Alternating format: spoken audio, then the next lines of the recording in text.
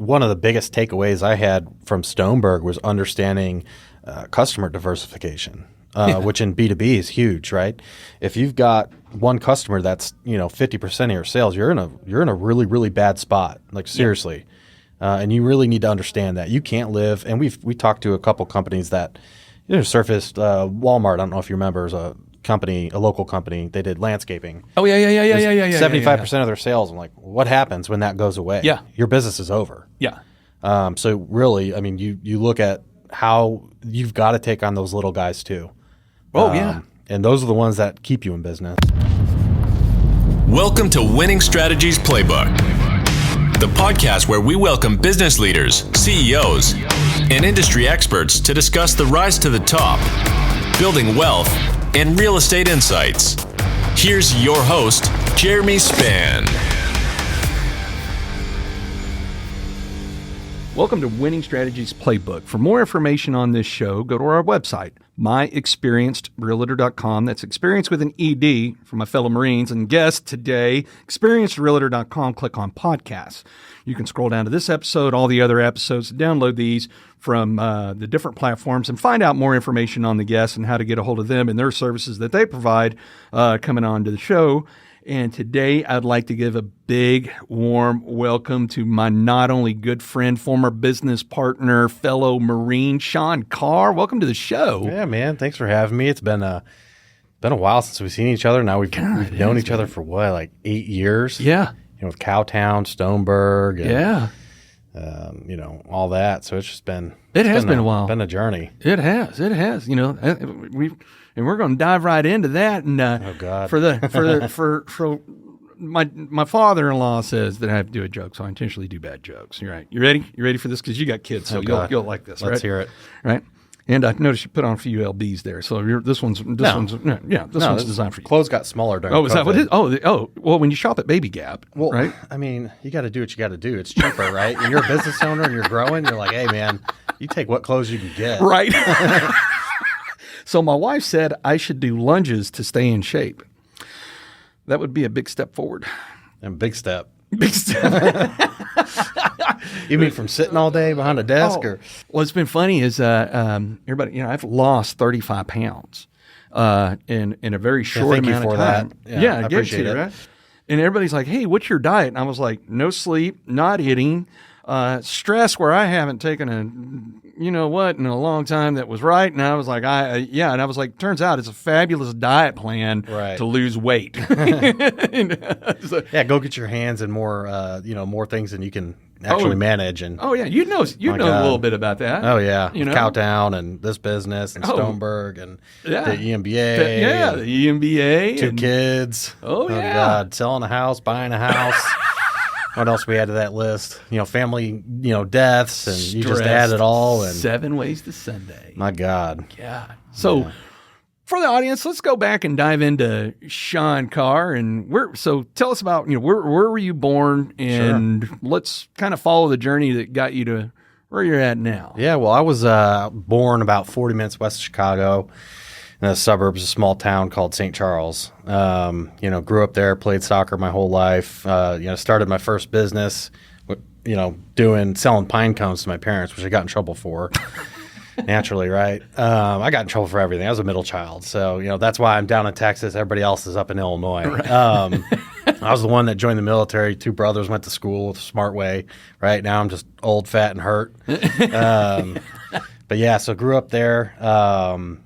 About 40 minutes west of Chicago, started that little pine cone business. Then I went and started a little curb wax skateboard, believe it or not.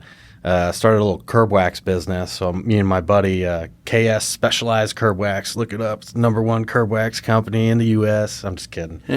Doesn't exist anymore. But, we did that in like 7th or 8th grade. And, graduated high school, barely. I did about 6 months at community college, right? Realized that I wasn't mature enough for college. I was working 2 jobs. I was working as a grocery produce clerk for about 4 years. And then also during that time, I did maintenance and guest services at a hotel. So I was working that, get off of school like 2:30 and then go work 3 to 9 or 3 to 11, depending on which job. And then, 6 to 2 on the weekends and then 3 to 11 after that. So I was working a lot. It was really, it's nice being a high school kid with money, right? But then you realize, that doesn't get you very far. Minimum wage when you get post high school, you got real bills and stuff. So yeah, I went to community college for about 6 months. Like I said, realized it wasn't for me. Talked to a buddy about, the military and, I wanted to be in the Army at first because I didn't know the Marines were really a thing, even though my cousin was a Marine. I didn't know the difference when you're a kid. Right. Soldiers are soldiers, and you're like, don't call a soldier a Marine a soldier, right? Right. You get decked in the face. But God, yeah. So we joined. Went into the recruiter's office. Signed me up, open contract. I ended up getting stuck with military police. Now, so you were intended on going into the Army. How did that shift happen to? Yeah, I called a buddy, and he's like, "Oh, did you join the Marines with me?" And I was like, "What's the difference?" I want to do like high speed stuff. Like when you first think of military, you think everybody's running and gunning. You're just going out and killing terrorists, right? Well, that's not the case, especially in the Army, right? Or some of the bigger branches where they're so diversified. So I was like, oh yeah, you think go to the Army, everyone's an Army Ranger, airborne, or something like that. And that wasn't the case. Talked to a buddy. He was going to the recruiter's office, brought me in. I signed the contract. He didn't. He escaped out. So I suckered my cousin into being, going through the buddy program with me. So that's how we got in the Marine Corps. And then you open contract, assign you to military police. Yeah. Well, first I got assigned intelligence, I was like, oh, that's cool. I'm gonna be like a Jack Ryan CIA agent. And then I got to MEPS, and they're like, oh no, we actually need you to do this. I'm like, oh, but I was able to get like a signing bonus or whatever, not a bonus, but the education bonus that they give out. So that's how I got into military police, and then, went on from there, and then my Marine Corps career started for 5 years or so. Yeah. You got a deployment on you. Yeah, I deployed to Afghanistan in 2010 and 2012. First one was with MP Sport Company.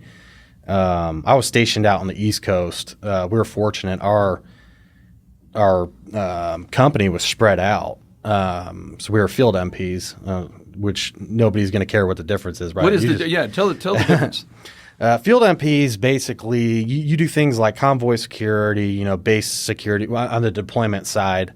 When you're stateside, you just clean other people's crap. So deployment side, they'll do like the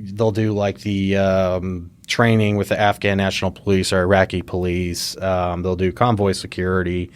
Like aircraft recovery, which is, downed aircraft, which actually happens more often than you think, right? Helicopters don't fly all the time.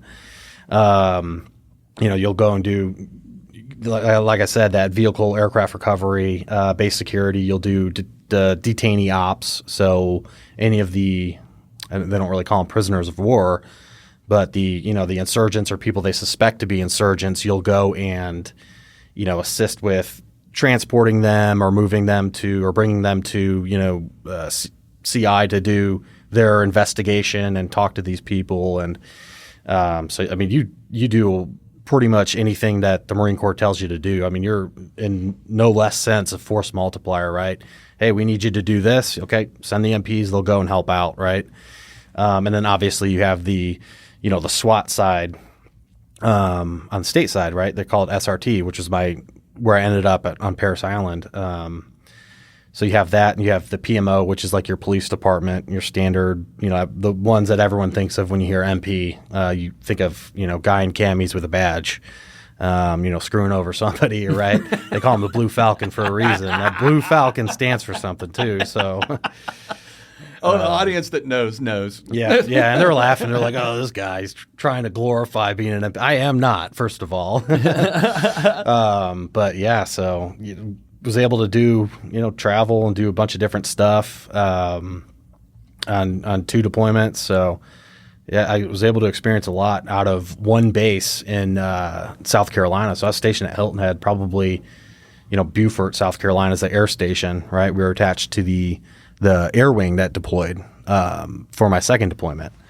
It was MWSS 273, and we did like convoy security and flight line security for them. We did the aircraft recovery for them. The Marine Corps in Helmand Province, like when there was an Osprey that went down, we went out, secured it, and stayed out there for a couple of days while they, God forbid, they lose an Osprey, right? Mm-hmm. Built a platform under it and flew that thing away. So, yeah, to sum it up, ended up doing SRT at the end, and that's my Marine Corps career in a nutshell. What did you enjoy the most?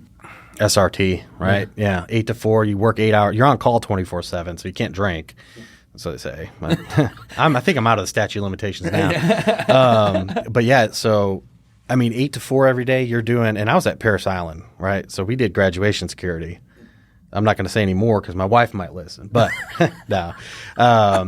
Graduation security, right? So we did that. You go to the range once a week. You qualify once a month. You get all the cool toys that a lot of the SF guys actually get. The shortened M4s with suppressors. Cool EOTech sights, like the cool stuff, right? So I'm like, this is what I wanted to do, and I get to go to the gym every day, which you don't get to do in the Marine Corps. Contrary to popular belief, you just chase some 28-year-old guy that can run faster than you for 45 minutes and try to sing, right? So. Yeah, SRT was the best. So you get out of the Marine Corps, where you go? I was driving through, they call it terminal leave, which is any leave or vacation days for the civilians that you have saved up. You can essentially take what's called terminal leave, right? And that terminal leave is all of that leave combined at the end of your contract. And you get paid to essentially go on vacation. So what I did is I traveled to U.S.-ish, like from Texas east, and visited a bunch of my friends that had gotten out before me, and then I stopped one night in Fort Worth, and I called my buddy who had still lived in South Carolina, but his significant other at the time, she was a recruiter for a financial institution, like doing wealth management, financial advice, that stuff. So I called her up. I was like, hey, this is a cool town. Do you guys have an office here? Got an interview, got a job, not knowing a soul in Fort Worth.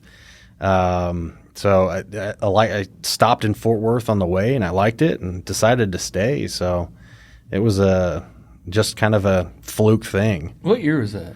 2013, 14, right on the cusp. Yeah, either December of 2013 or early 2014. It would have had to have been 13 because you hadn't been here that long, and then we had the first Cowtown. Yeah, February, ball. Right? It was January of 14. Was it January? They did it in January back then? Yeah, so it was the first one we did, which was in January of 14, January 18th of 14. And then because I met you at my restaurant, right? Because Donnie had pulled a bunch of Marines together, right. And then I was like, hey, this is what we're doing, blah, blah, blah. And you're like, yeah, hey, give me a couple tickets. Sure, yeah. And then, so you came to the first event, and then the last $500 in my checking account, I think. Right. Probably. Yeah. That's how I live my life. It was kind of funny because then, like, the running joke is, hey, so let's go get a drink. And then next thing you know, you're working for Cowtown Warrior, right? Or working for Jeremy at some point, right? Try to get James not to fall into that trick, but Oh yeah, he's stressed right now. Who isn't, man? But so you were doing the wealth management thing for about a year, I think, a year and a half, maybe. Yeah. And then I reached out to you, and I was like, dude, I can't do this anymore. Yeah. And you're like, ironic, I can't do what I'm doing anymore. Yeah. We've got this, school or whatever that can teach you, the M&A side of business brokerage, right? We hate that word because they suck. Yeah. I remember it's like a couple $100. I'm like, well, make it work, you know, because broke FA, just had a bunch of deals fall through. And we ended up connecting. And then I think we started Stoneberg shortly after that. Yep. So we went to the school in April of 16, I think it was. Yeah. And then because I knew I was exiting out of that shit show that I was in the middle of over there with XYZ company. And it was, and I knew I was leaving. I was like, I'm done dealing with these idiots. And so you and I went to school, and then, true entrepreneur fashion, didn't know anything from anything. And I remember because we were like, all right, let's go find a company to sell. Right. And then we got our first one, Leon's, right? Well, it started, the conversation he responded to the email, the email you sent. Pretty quick. Yeah. But then he kind of ghosted us for a couple months. Yeah. Right? And then he circled back up, I think that was like July. Yeah, July of 16, and then we drove out to Tyler, Texas to go have lunch with them. Yeah, I remember that. Breakfast. Yep, breakfast at Denny's right there. Yep. Yep. Right off the highway. Yeah. And then, and it was funny because, when you're starting something and you have no experience whatsoever, he was like, how many of these have you done? And we were like, you would be our first. Thank God. Thank God he was a Marine too, right? Yes. And just that's one thing you got to talk to people about is transparency, right? And being vulnerable sells. Mm-hmm. And be like, hey, this is my first one, but I promise you I'm going to work my ass off. Yeah. And kill this for you. And I think we freaking knocked it out, in my opinion. Oh, man. I'd hope you would feel the same because we worked hard. Home run on the first one, right? Yeah. And because then he said, okay, how much? And then we quoted him. Yeah. And that, and it was kind of funny because even you were like, wait, you sure you want to throw that number out? Right. And then I was like, hey, man, go big or go home. And the answer is always no unless you ask, right? He didn't even negotiate. No. He goes, you can get me this number. Right. Then we'll do that. Not because and we hadn't even looked at the books or anything else. And I said, well, I won't be able to give you a good answer till we, tear this thing apart and really dive into it. And so because I'd already finished my MBA and we started diving into it, and then that's when you and I were like, this thing is a gold mine. Yeah. Right? And then we built the processes out over the next several months, recruiting people that would be interested in buying it. I think we were up to like 100 at least. Yeah. interested parties. We were using Stanton Williams V rooms because we were going to be more secure. And then because one of the things that it was funny because it was also Cliff Adams, because Cliff Adams was like, man, business brokers suck, man. They don't have any answers. They don't know anything. So this and that, blah, blah, blah, blah. And I was like, yeah. And then, so I said, let's do this right. I said, let's get to quick no's and reliable yeses. Disqualify, before which is the opposite of what they teach you, right? Right. And that's one of the things that, anybody that I talked to in sales, one of the biggest takeaways I had from that, well, I mean, I've learned so much in such a short, my God, but is disqualify your prospects as fast as you can, right? You get rid of those tire kickers. Yep. And if they you got to throw them back in the pipeline, that's fine. Yeah. No hard feelings. It just might not be a good time for them right now. Yep. So don't waste your time on people that, aren't serious, right? Right. Yeah. Yeah. So then fast forward to, I think it was right in the middle of April, maybe around April 15th. And we had, and we said, hey, are you ready to go live on this thing? And he said, yeah. And I said, we're going to go fast. Sure. And so we allowed people to see the initial OM, because that was really what took us a long time. We built out this OM to answer any and every question. Yeah. I remember that stack of documents was over 12 inches tall, supporting documents of financials and employees and blah, blah, blah, blah, blah. And we were able to disqualify, typical 20/80 rule, right, is we were able to disqualify 80 of them real quick. Oh, easy. Yeah, and then we were down with the 20, and then when we got down to 4, and before we even took the company live, you and I had met with who would be the buyer, Dan Brodowski. Yeah. And he was also a Marine, TCU grad, and he was a foreign service officer in Brazil, was done doing that, and was moving back up, said, hey, I want to buy a company. And I was told, we need to come talk, with you. And so we were sent there. We met him at Fort Worth Club. Yep. Remember that? Yeah. And then but the interesting thing is early on in the disqualification process, Dan was really sticking out to be the real fit for this thing. And you realize that when you have those, disqualifying characteristics, right? Yeah. And you're like, well, he doesn't check this box, this box, this box, so that's good. Yeah. And there are a lot of people check those boxes really quick. If you figure out what doesn't make a good buyer, then you figure out you really improve and kind of tighten that process of like who is going to be the best buyer for it. Yep. And I think that disqualifying people early on was just a game changer. Yeah. Especially when you talk about business prospects when you're in sales, which probably a lot of people, I would assume, that listen to this either have a business or in sales of some sort, or have a team that does sales. So I mean, disqualify your prospects fast. Yeah. Don't forget about them because they may be a good fit in the future. Right. Just keep maybe them not today. Yeah. Right. Exactly. So yeah, and then it was great because then, and by the way, so we took this company live, and this is a multi-million-dollar company. Yeah. And the real estate, 75 years of history. Right. And we were able to take that thing live in the middle of April, and we were closed and funded by October. So when you so April to May, June, July, August, September, October. So in 6 months. Right. And we didn't realize how good we had done it. Right. We knew we did it good, but other people were like, that just doesn't happen. But everybody that had looked at it said, man, I just appreciated being able to read an OM and go, you've answered every question I can possibly ask, and this company's not for me. Right. They said, because usually that's a year or two process of dragging that information out. Definitely. Trying to do that. And so, you and I, and so that was in 16. No, we were in 17 now, right? Yep.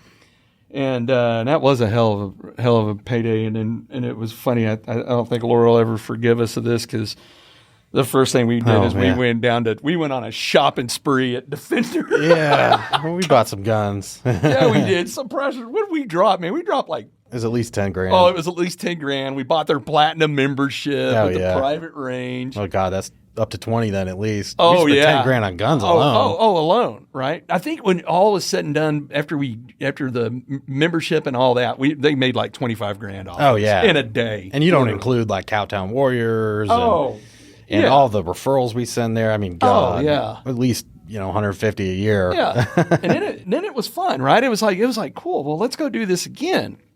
And it was really so starting. I started see if I finished in the end of 20.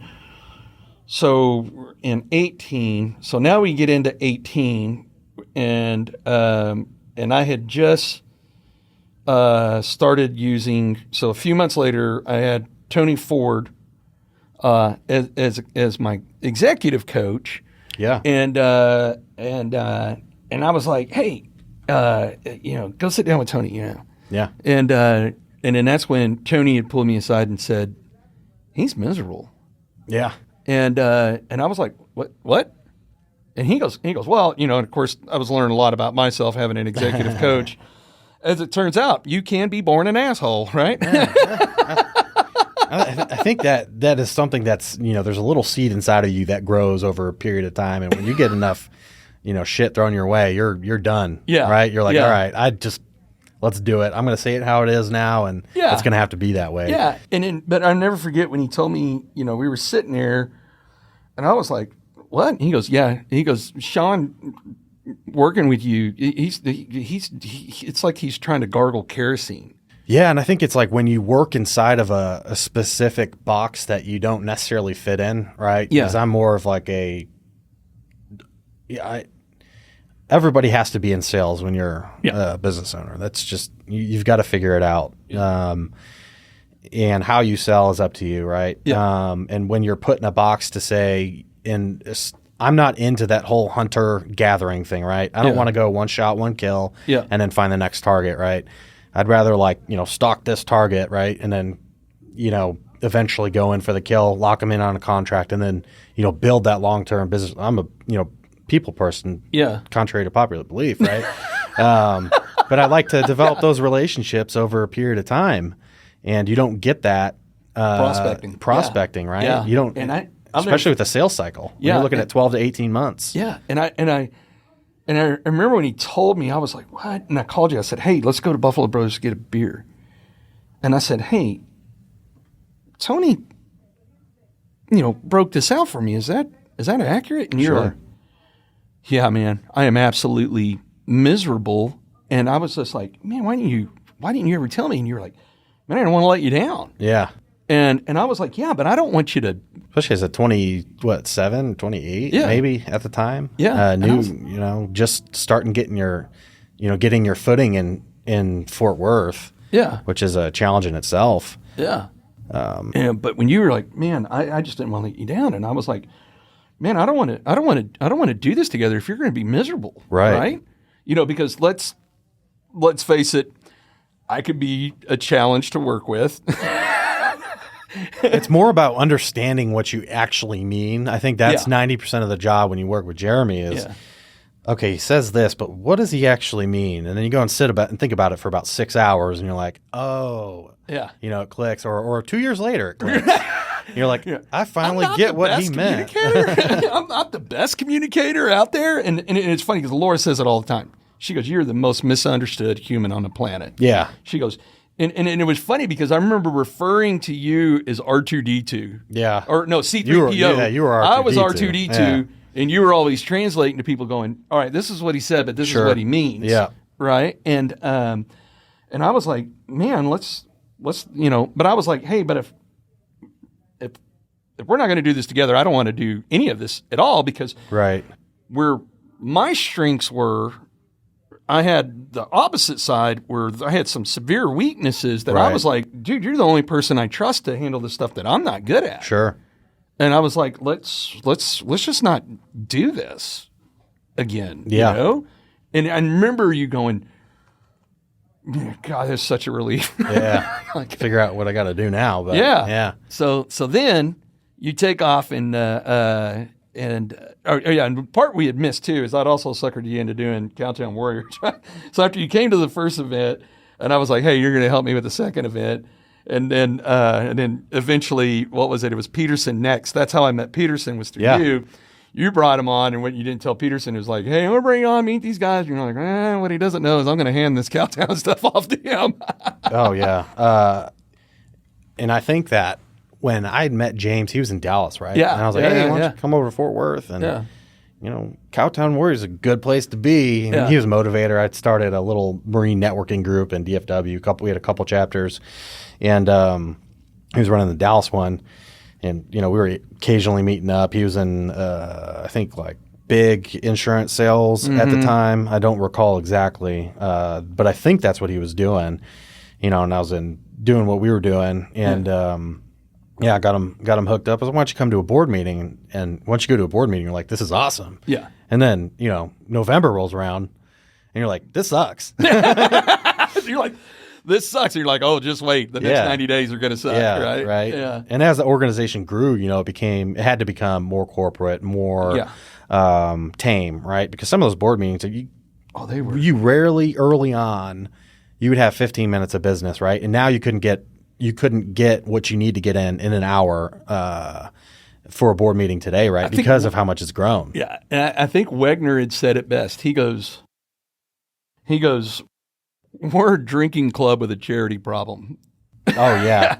and the funny thing is because it was so incredibly successful, right? I mean, after that first year and we got the second one under our belt, we never had to worry about table sales ever again. We had people lining up. We had people that would be like, man, I'll do a $10,000 table. And you're like, cool, you're number 3 on the list. Yeah. People were waiting for someone not to renew or to die to get a table, which, for us, once you solve the money problem, it's generally the hardest part, right? Then you got to go do the non-fun stuff, which is get organized.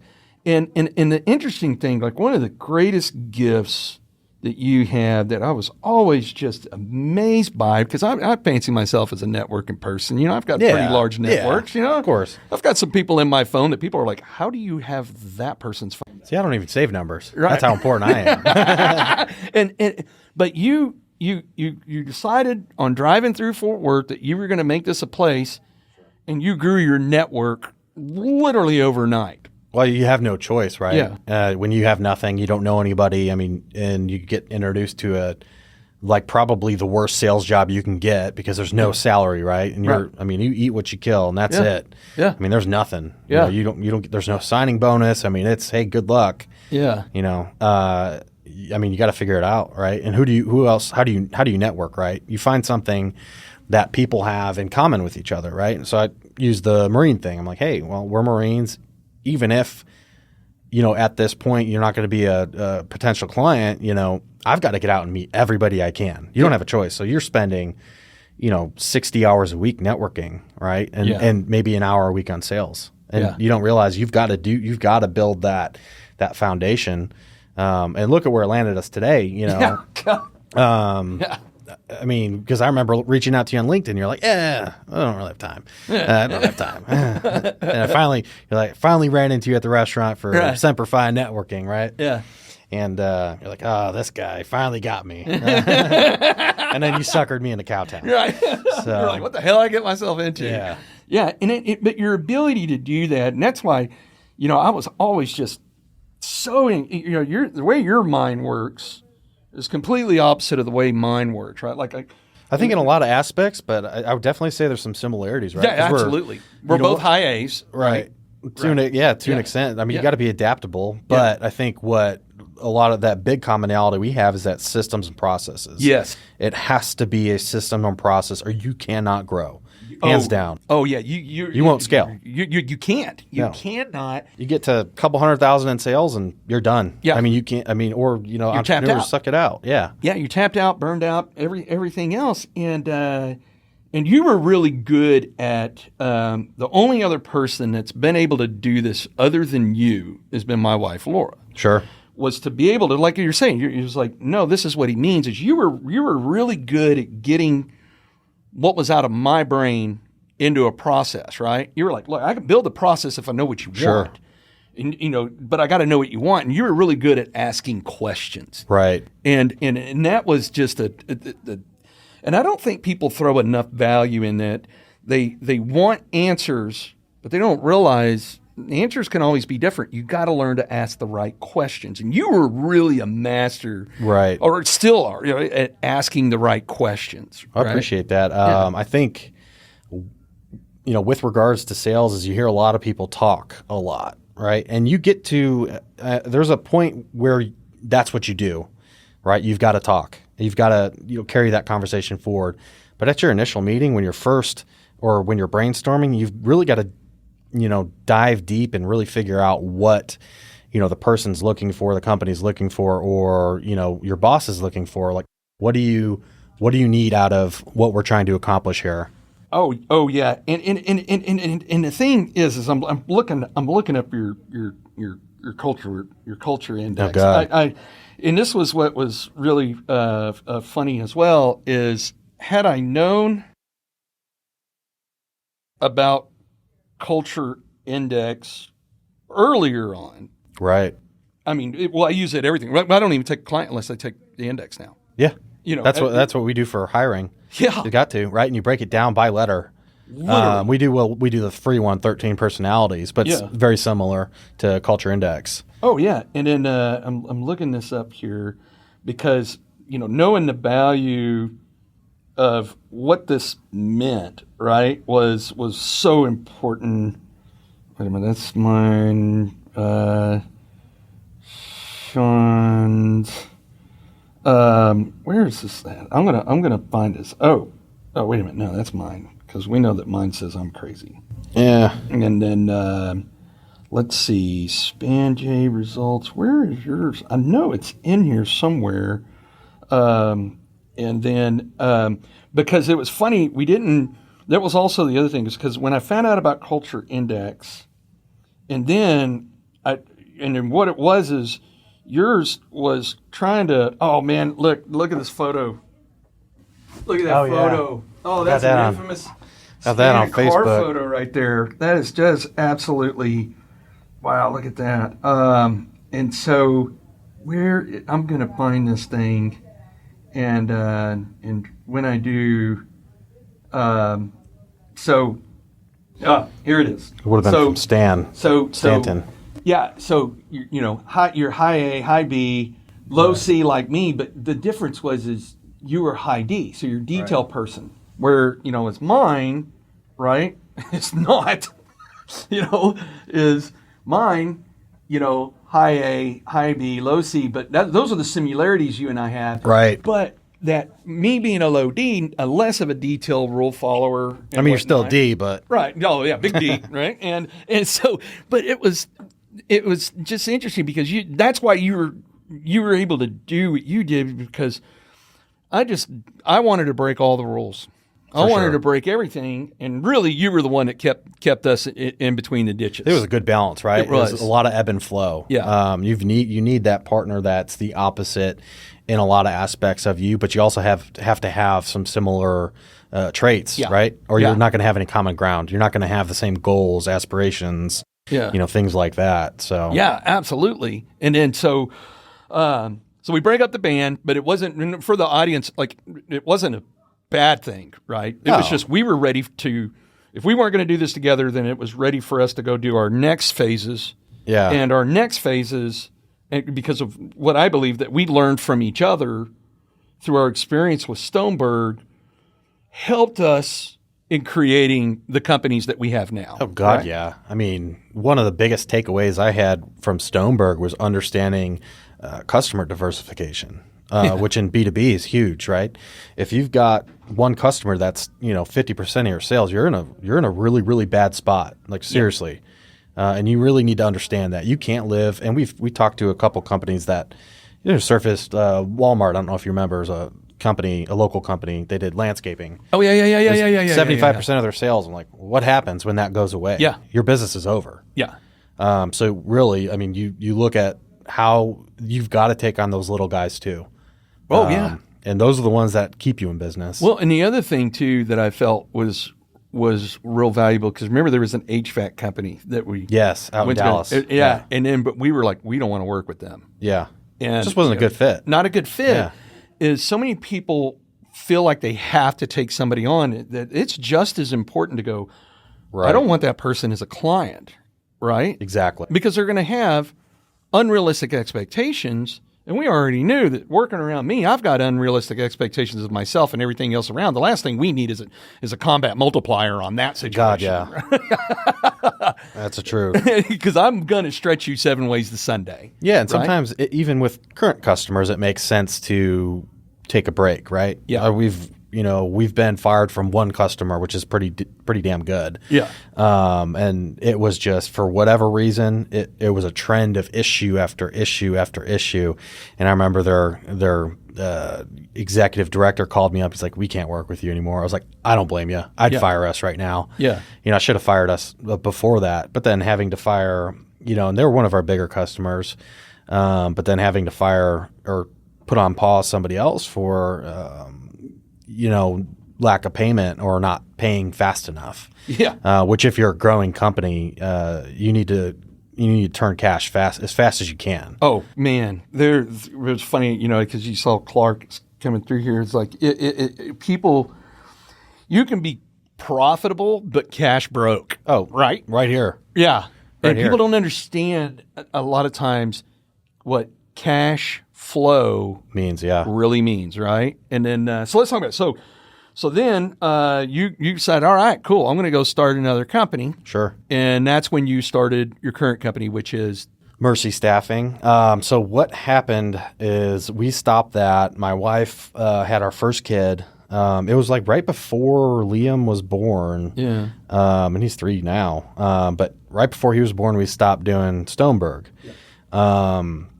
And then my wife had, quit her job. I was like, because daycare, when you're making $15 an hour, daycare is just, you might as well stay home. Yeah. Yeah. So she was home for a few months, and I was just, kind of farting around trying to figure out a couple things, and she's kind of bored, and I was like, well, I'm bored now, right? So I was like, well, you know how to do this, and why don't we entertain it and see how it goes? Because I started studying it as a school project, because outside of what we knew, that was the only other business I really understood aside from event management. But I mean, there's a difference between a business and a company, or self-employed and a business owner, in my opinion. So I talked to her about it. We got everything set up in about 4 months, and we had started doing some cold calling, email marketing, right? Just reached out to a few people. Somebody brought us in for an interview, essentially got us a contract, and we started. Yeah, so it started off like super slow. We're probably doing like 10K a month in sales, nothing crazy, not enough to live off of. If you know anything about profit margins, especially in an industry that's controlled by the government, essentially, right? Your margins are fixed in a sense, and we service customers that bill, Medicare, right? So you can only make so much before they don't want to use you. So that was kind of how we got started. Sure. So what is your company doing now? We staff 99% of our customers are hospices in DFW. So we do any of say somebody calls in sick and they need patient seen, we'll send a nurse out there. They have a patient that's passing away, right? In hospice, you're essentially terminal for the most part, and life expectancy at that point is 6 months or less. Typically, people live for years on it. So everyone's different.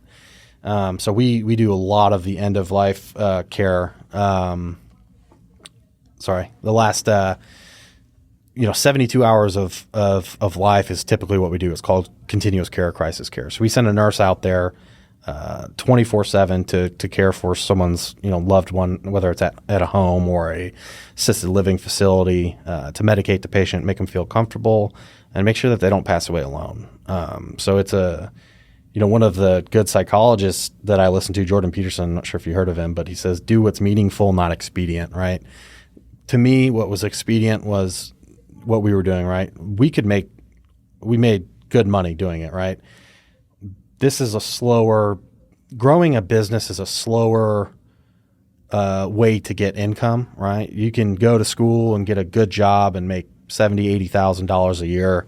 As a business owner, you don't do that at least until year 3, right? So we looked into what could we do that was meaningful, where there was a need. And when there's only, a few major competitors in the market, you start to see opportunities real quick. So yeah, about a couple months after our son was born, we started on that, and we're like, hey, we will not go out of respect for her previous boss who took very good care of her. We're not going to go for their customers, their nurses. We're going to start this from scratch. We know a little bit about the business and how it operates, but you don't know, right? Until you're in it. You don't know. You don't know shit about business. Yeah. Doesn't matter what, even if you've been doing it your whole life. I've been a mechanic my whole life, buy a shop, totally different thing. Yeah. So we got into that.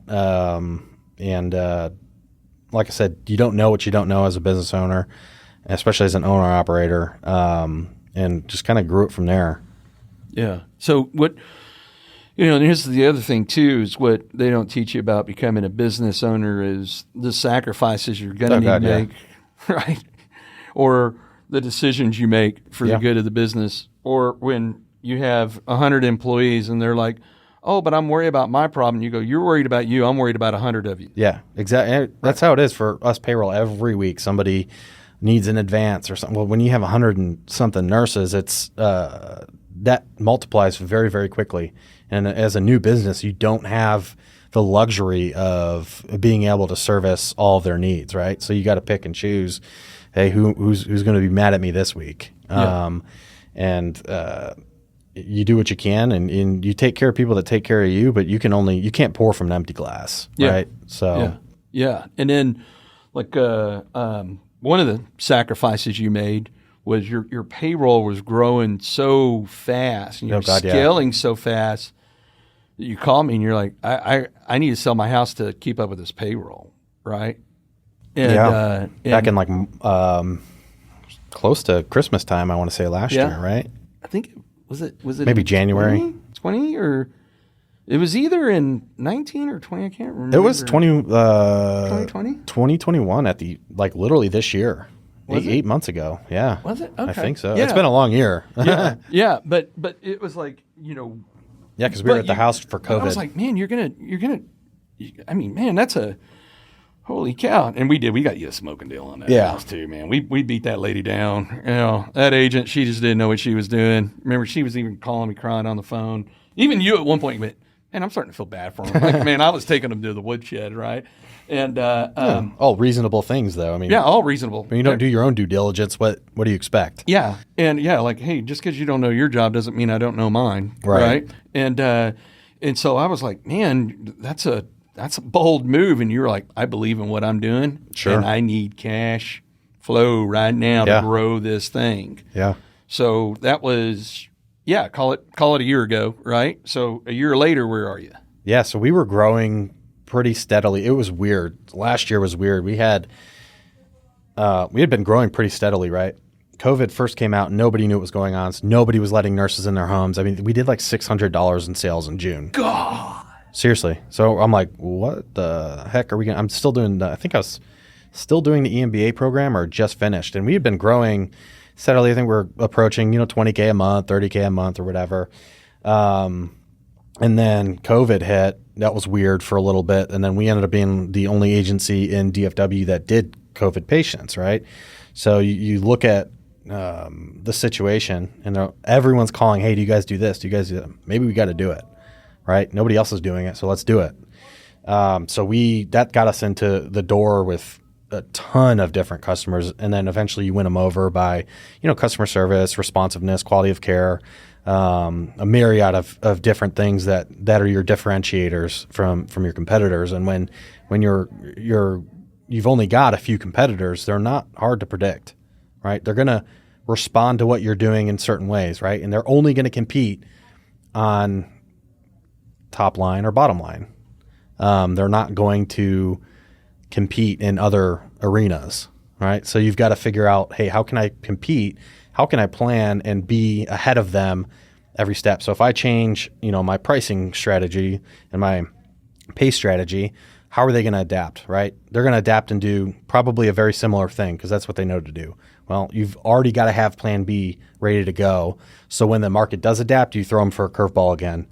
So so to go back to the original question of where are we at now, I mean, 1,800% growth since November. So it's been, and we fired 2 big customers, didn't feel it. Our sales grew. There's something satisfying about firing a customer. Not a good customer, but a bad customer. The hard part is when I've got a lot of very good personal relationships with our, the management at these customers. So it's like, hey, sometimes it's not personal. You got to do what you got to do because you got to survive. Your business has got to survive. Yeah. Sometimes it hurts, but hey, maybe now's not a good time for us to be in business together. But definitely want to keep nurturing that relationship and, see where it goes. And then they go to your competitors and then your competitors' customers leave them because they can't do the business. So it actually works out in your benefit sometimes because people can't, in this market, nobody can service everybody. There's such a labor shortage, a job surplus. So sometimes when you give something away, you get it back tenfold. That's for whatever reason, whether albeit God or being lucky.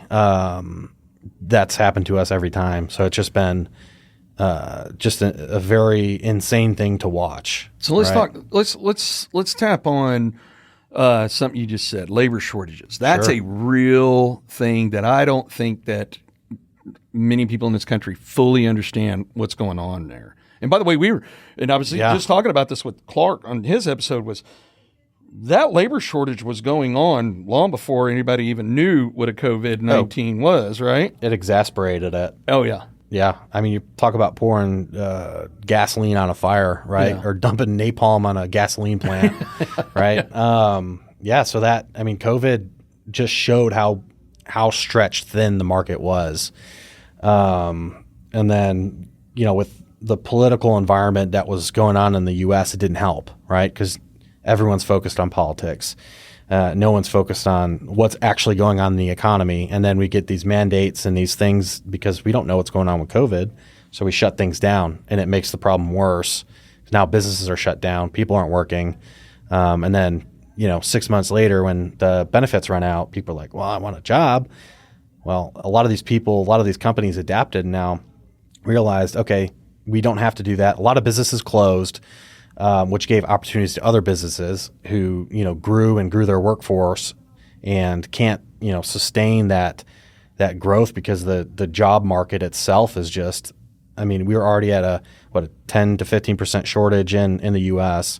Unemployment's a joke. Don't listen to that number because it's not. That's just imaginary. Unemployment. Those people don't want to work. A lot of them do, but a lot of them don't. So COVID. Threw gasoline on that fire. There was a lot of market consolidation going on, but what happened is the labor force got stretched really, really, really thin because you came out of COVID and everyone wanted these services all at once because people were like, oh, it's okay to be outside, right, and not wear a mask. Like, yeah, you're in the street by yourself. It's fine. And in the medical field especially, they've already had a labor shortage for the last decade, especially in the southern regions below that Bible Belt. COVID made it worse. A lot of people got retired, right? We had the surplus of COVID patients last year in November, which is when we saw it. We don't see it necessarily now. So you had that. You had the complications from COVID. And when you need a nurse, like I said, we're already at a 10%. We're at a 10% labor shortage in the nursing industry. And the job rate's growing at like 8 or 9% a year. So, in 10 years, it's going to be substantially worse. Yeah. So what do you think offsets that? Offsets that is for our industry specifically. Well, I think in the economy as a whole, fractional jobs, right? Tell me more PRN, about that. Uber, right? Yeah. Uber offsets the cab driver shortage, right? Changes the industry, right? Well, you're going to have a lot of people working for multiple companies, right? And I think what's going to happen is you're going to get people that are very, very specialized that provide their services for multiple companies, right? So you're going to have staffing agencies kind of fill that. I think that's, in my opinion, I'm biased, but they're going to fill that void. They're going to source your contractors for you. Say you need a developer, right? Well, you go to the staffing agency, they're going to source you a developer for 3 to 6 months, right? It's going to be temporary job placement and I forgot what they call that, gig jobs, right? People don't really want to work for a company for more than 2 years. You'll see it. People leave companies every 2 years to go on to bigger and better things. Well, the gig economy gives you the best of both worlds. I think that's where almost all jobs are moving. You're going to have management. And you're going to have a few employees, but you're going to see that a lot of people are going to outsource projects, even more so than they did, pre-COVID. Now they can trust people working from home. So they're going to realize I don't necessarily need this employee, but I can hire a company to fill that role for the interim, right? Until I eventually do need it or until this job or task is complete. So definitely fractional staffing firms, PRN type firms, that's going to be, I think, where we're moving to in the job market for sure. So that makes a lot of sense, actually. Hopefully, because I talked for like 10 minutes there. Right. You're also in another corner because somebody just can't decide on a Tuesday that Wednesday they want to go do what you provide, right?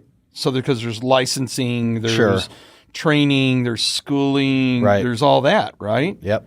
So for one of the nurses to do what they do for you, what is that timeline? If somebody decides today, this is what I want to go do as a career, how long does it take before they're in the field?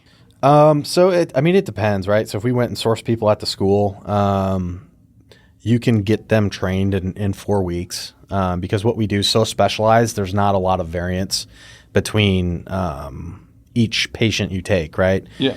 What we do is we service. There's like 3 major reasons people use us for crisis care, and it's like pain management, respiratory distress, or terminal anxiety, or so all of those things essentially go down similar paths. Okay. So you're able to train your nurses on those 3 major things and get them to understand the job and how to document correctly pretty quick, actually. Whereas if you're, in the construction industry or, you're doing, going to the ER and being an ER nurse, that might take a little bit more time because they're not as specialized. So for us, we're actually on the benefit of that. So the more specialized you are, the quicker you can get somebody to do what you need them to do and train them the right way. So where do you go to source more bodies to fill the gap? I'll give you a few. I won't go into all details. Some of that is a special sauce. Yeah. But obviously, I think one of the best places to look if you're a business owner is look to your employees. Yeah. Do you know anybody else that's like you that wants to do what we do? Okay. And then obviously, depending on the volume, we spend thousands of dollars on Indeed a year. But that's kind of like our fallback. We've always got Indeed ads running. So Indeed, I'd like a credit for this. Yeah. So we spend, thousands of dollars on Indeed a year. But those are 2, like I said, without going into anything too detailed, is definitely look to your employees or look to your contractors and say, hey, do you have anyone else that would want to do what we do? And then running ads, right? Ads do a myriad of different things. They build brand recognition, in the workforce, especially if you're specialized. If you're just hiring an admin, it may not make sense. But if you're in a very, very niche, specialized business, that is a form of advertisement. Somebody's going to find you, call you up and say, hey, I saw your ad running.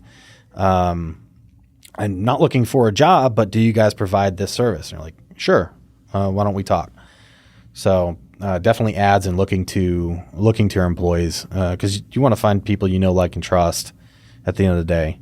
So, and it's really interesting, this what you're talking about is Michael Sherrod was on my show probably around this time last year, and you remember him from TCU, yeah. And he talked about he goes we're moving to a 1099. Oh, 1,000%. Yeah, and really for the employer that's incredible because look, you don't have to carry the overhead. It's good and bad, right? So it eliminates some of the regulation. Yeah. But what it does, it opens you up to some scrutiny from the IRS. Right. But if you do 1099 right, it's really good for the employer-employee both, right? Yeah. Both people in that relationship. The employee is going to make 20 to 30% more as a 1099, and then the employer is not going to have to hold that weight of the loaded employee costs, right? The weighted employee costs. You're not going to have to file taxes, some states, new hire forms. So definitely. It's a win. I think it's a win-win, and typically you get your money faster as a contractor than you do as a than as a W-2 employee. Yeah, and you get to take the benefits of the write-offs and everything else. And you choose what you want to choose. Right. You have freedom of choice. A lot of freedom. Where do I want to spend this money? What benefits do I think I need? I'm not suckered into a corporate benefit your vehicle package. Is now something to write off because you have to be able to get to and from your cell phone. So Laptops, you're absolutely right. internet. All these things add up to where you're like, this was stuff that I was that you have to spend money on, even if you're a W-2. Exactly. And then now, as a 1099, you're retaining more of your cash because you're able to write that as a write-off. And you're making more. And you're making more. Yeah, most people in that realm don't have massive tax liability, right? So it's better for them. They get more money up front. Yeah. And if you're withholding and you get a refund at the end of the year, it's not necessarily the best thing. Yeah. Because you could have done more with that money, like not had debt 6 months ago if you had a little bit of extra cash. Mm-hmm. Right. So that's why I think 1099 is going to be really good for the workforce we'll see how it plays out. You know, and the thing is what folks don't understand is when somebody's a W-2, if you pay them $10 an hour, and most recently, you know, when they were trying to jump minimum wage up to $15, I was like, you're going to shut restaurants down. Oh yeah, they live. And they were like, we'll just increase the price of your food. And like, okay, I've been doing this restaurant thing for a decade. You can't do that overnight. Right. And so the gap created between the actual time you can grow the price to something and the jump in what the employment cost is, they're not aligned.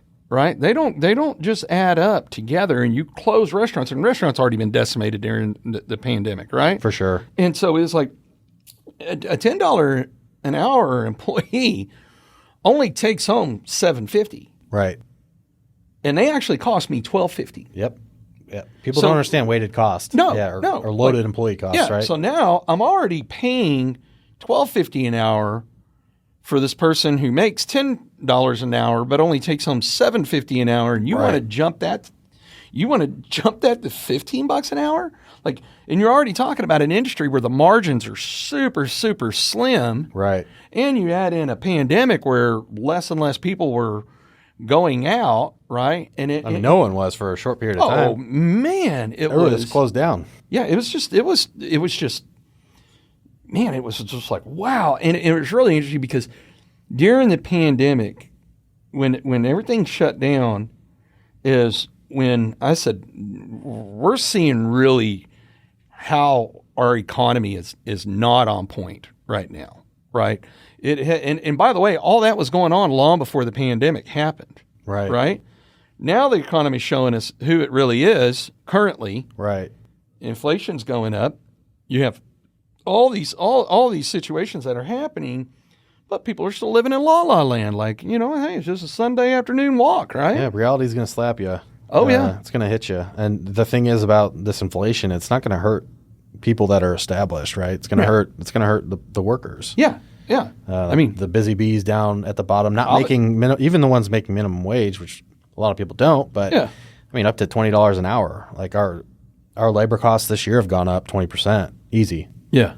And that's, you know, partial to do with the labor shortage, you know, being competitive in the market. And then, I mean, you add inflation into that, it's just a bad mix. Yeah. It's just diluting what money actually means. I mean, that's what inflation is, right? Well, and I think that's the problem when you have political officials, regardless of what side of the aisle. I think both sides are guilty. Whether you're an independent, left, right, whatever, they're all guilty of it. You've been running the country for 40 years and nothing's happened. Like, you've literally made it worse. Right. And it's like, look, the decisions you're making for your constituents is actually affecting those constituents because guess what? I'm going to be fine, right?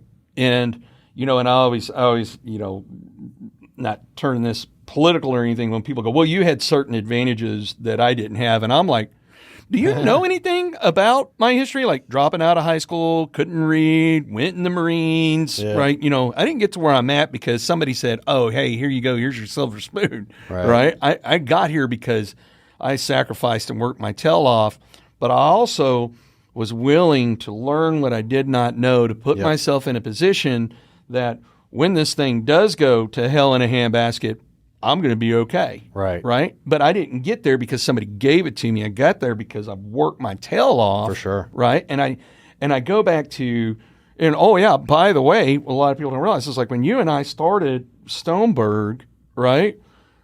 That was also during the time that I lost everything. Yep.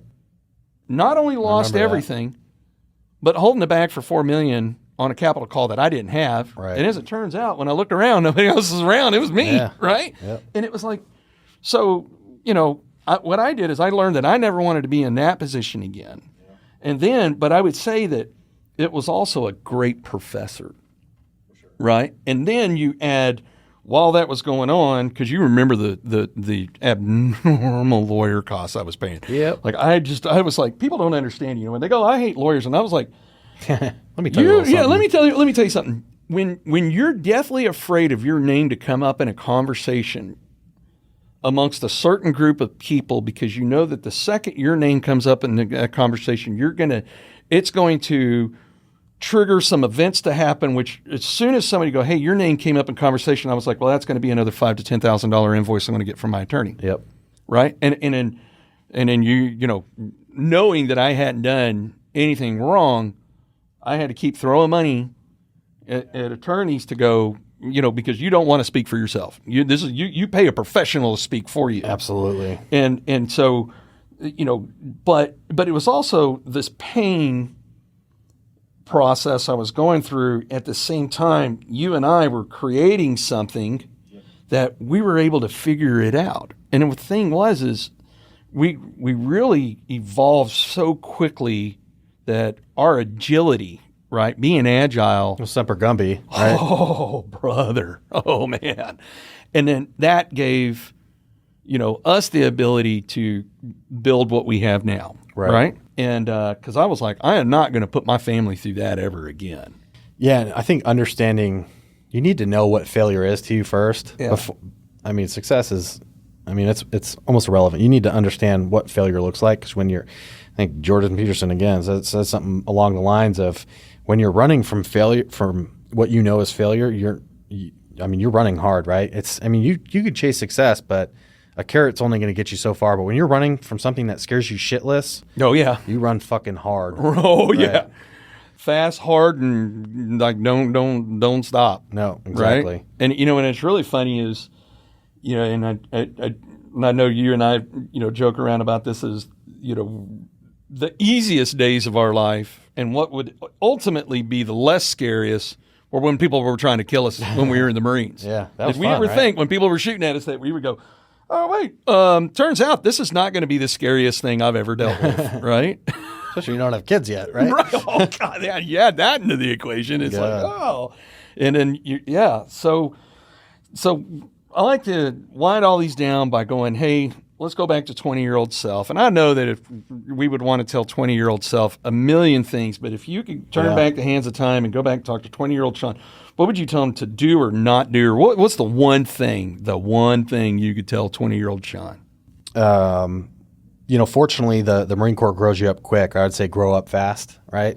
But the military does that for you. But I would say don't waste as much time, right? Because if you look at how much time you waste on a daily basis, 6, 7, 8 hours a day, some of us, multiply that by what you think your hourly rate is, multiply that by 12, you see where you're at, right? Yep. So don't spend time doing things you don't need to do, right? You still got to take time for yourself, but that and don't drink more than you need to, right? The Marine Corps does, they teach you how to drink. Oh, yeah. But when you're busy, you don't have time to be hungover or not be your sharpest. It was ironic. That's another story is how we met, right? Right. Or one of the meetings that I missed. Yeah. Being dumb, right? Yeah. So I mean, you gotta watch that stuff early on because it can be habitual, especially if you're in sales, business development. You like to go out and have a good time. Well, you know your limit, right? Cut yourself off, and then wake up earlier, right? Yeah. A couple different things. Wake up early. Don't drink as much and stop wasting time. So there is a book I went through a couple months ago called 168 Hours. That's how many hours are in an entire 7 days. Yep. And what's really interesting is you can download the spreadsheet, right? And it has 15-minute slots for the 7 days. Right. That you fill in, right? Now, what I did is I'm too ADD to write in everything I do, so I color-coded it as this stuff was involved here, actual stuff, but then, the fuck off time, right? Or was I busy or was I busy being busy, And if you're really, really honest with yourself, for the audience out there, if you really do this and you do this thing for a month and you're honest with yourself on it, you'll go, wow, I waste a lot of time. Yeah. Like, man, I just throw away a lot of time. Think about adding an extra hour back into every day, and not being busy, being productive, right? Yeah. Getting stuff done. There's a big difference between being busy and running around and actually, getting stuff done. Huge difference. Yeah. A lot of people like to be busy, but that's what I had explained to James when I first brought him on. Is I said, the definition of wealth is having 100% control of your time. And on the other side of that coin is there's not a shortage of people or things that will utilize your time for their benefit. Sure. So become a master of your time and you will be more successful, but also respect others' time, and they will gift it to you all day long. For sure. But don't waste time, right? If you're going to waste time, at least waste it doing something you enjoy. Right. Right. Yeah, you need a little bit of R&R. Oh, right, yeah. for yourself. You got to, especially in business development, sales, being a business owner. Otherwise, you're going to go nuts. Yeah. Right. But catch yourself when it starts becoming an issue. And I know a lot of entrepreneurs, business owners, salespeople are probably like me, where we binge. Right. Mm-hmm. I'll binge for 8 to 12. I'll say I'm playing video games. I'll binge for 36 hours straight, and then I won't touch it for 3 months. Right. But, I mean. And it's really, and what's really funny is binging is really just finding something to do a disconnect, because you just got to get out of it, right? Yeah. And, like mine, I remember one day Laura had walked in. She said, "What are you doing?" And I said, "Watching TV." And she goes, "During the day?" Well, no, it was funny. She goes, "Spann, the TV's not on." Like, that's how zoned I was out of just wearing myself down, that I was like, "No, well, damn, the TV's not even on," right? And it was just, that's how, I knew I was pushing myself way, way too hard if I couldn't even tell the TV wasn't even on. Burning at both ends, right? Oh man, because you don't save some of that wax for the middle, you're gonna run out of it. Well, so people want to learn about what you're doing and the services you provide. Where do they go? How do they find you? Mercystaffing.com is the business. Obviously, it's MERCY staffing, STAFFING. I had to think about that being a Marine.com, right? It's not a PH in there. And then you can hit me up on LinkedIn, Sean Carr. You'll find me connected to Jeremy if you're connected to Jeremy, and if not, Sean Carr, Mercy Staffing, it'll pop up. So. Well, and for the audience out there, if you're driving down the street and you didn't have a chance to write that down, you can always go to myexperiencedrealtor.com. That's experience with an ED. Click on podcast, scroll down to Sean Carr. We'll have his information on there for you to be able to get a hold of his services. And Sean, thanks for coming on the show. Yeah. Appreciate you, brother. Thanks for having me.